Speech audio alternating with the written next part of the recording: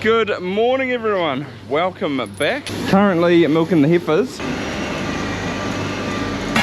Usually I take milk from out of here, which has gone through the plate cooler, so it means that it's nice and cool. But this morning I'm going to grab it from this side, so it's just gone through the filter there and then down, and this one is still warm. Here it comes.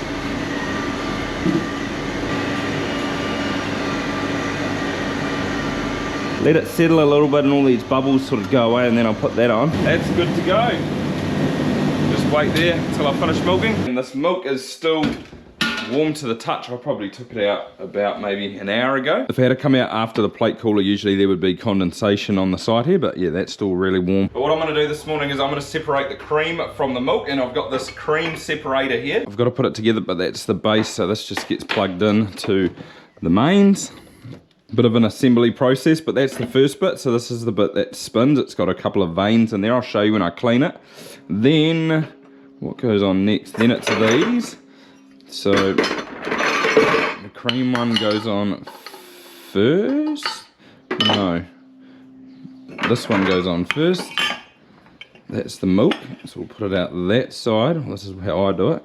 And then this is the cream, so that goes on next.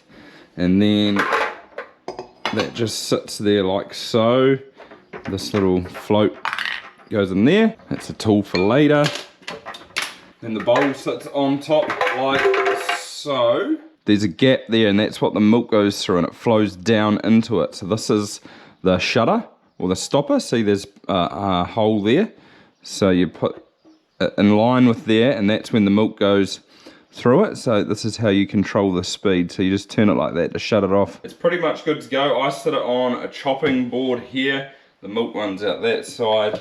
I've got a little Pyrex jug that'll catch the cream. Turn it on. Yep. That's right if it makes that sound. It's just some of this things aren't sitting quite right, but it's fine now. Now on to the milk part. So what I'm going to do is just get the milk, tip it in here. This bowl holds quite a bit, but I've only got 5 litres today. I'm going to sit that cloth down there. That can sit on it, sort of just prop it up a little bit. And the skim milk's going to come out this side. The cream's going to come out this side. Ready to go now. I just turn the little knob up the top here, pointing towards me. You can hear the motor sort of working now. And here we go, there's the skim milk coming out. And the cream's just started. What a cool setup, eh?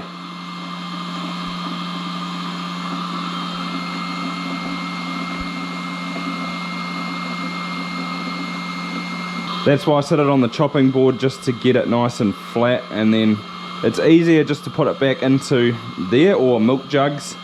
They've got plastic jugs that it sits in. We're probably about halfway through now. There's actually quite a bit of cream coming out this morning. Might need a bigger jug. I think that'll be alright. That's half a litre. It should all fit in there.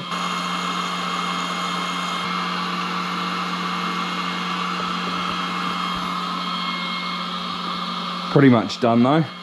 And you can see the hole there, or the milk swirling down, so that's where you control the speed if you want to. I never slow it down, but if you want to stop it, you just twist it, I guess. So it's either go or stop. It's as easy as that. So I find that out of 5 litres, I usually get a litre of cream and then 4 litres of skim milk. And the kids just drink the skim milk, and sometimes we sort of make butter or use the cream for various things. There's a heap of froth at the top. The kids love this. It's like a fluffy. So put the top back on there. That can go back in the fridge. This is the bit that probably takes the longest. So I've got hot water there. I'll turn the plug off. I'm not quite sure how you're supposed to clean them, but this is the way I do it. A couple of jugs of hot water, and then I turn it back on.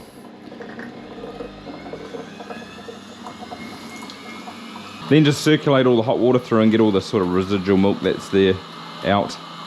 I've still got to clean it more, but this helps. It's about done now. It can turn off. Got to fill the sink back up with water, a bit of dishwashing soap or liquid. Obviously milk starts to stink if it sort of goes off, so you want to give everything a real good clean or a thorough clean. best you can.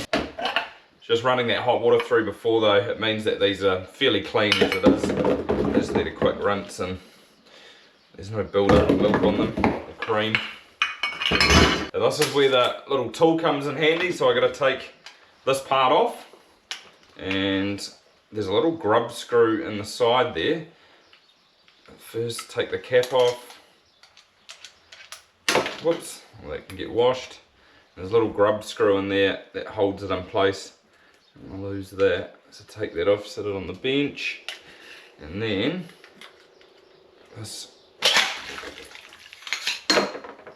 comes apart like that. There's the actual base of the spinny thing, and then these are all the veins. So this is what the milk travels through and how it separates it. Not quite sure how it works, but see the top one's like that, and then the next one's got a few more dimples on it, so it doesn't sit flat. There's a bit of space there that the milk can sort of channel through, but there's quite a few of them.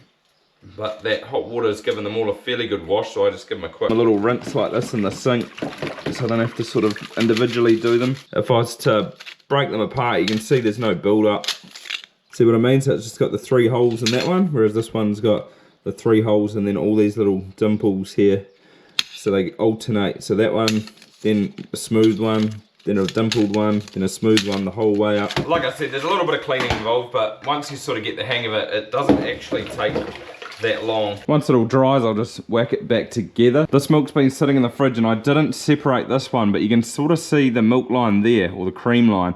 So from there up, that's cream, and then from there down, that's the skim milk. So we've just taken that cream off and put it in here. You can just scoop the cream off the top. That's what a lot of people do. We used to do that as well.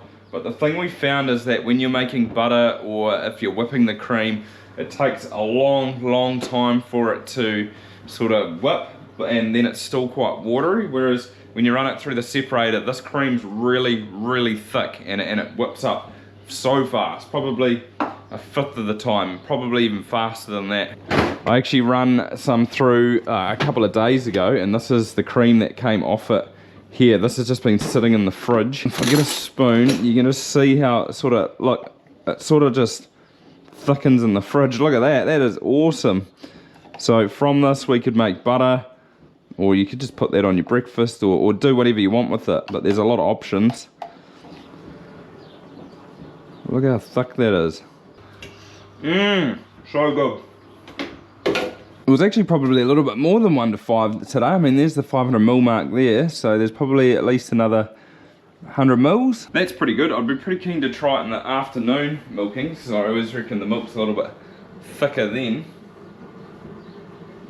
Put that in there just to cool it down, and then I'll probably make some butter, because there's probably a litre of cream there. So a litre of cream, you get maybe 500 grams of butter, maybe a little bit more since it's gone through the separator. If you are wondering where I got it from Shoof, just bought it online.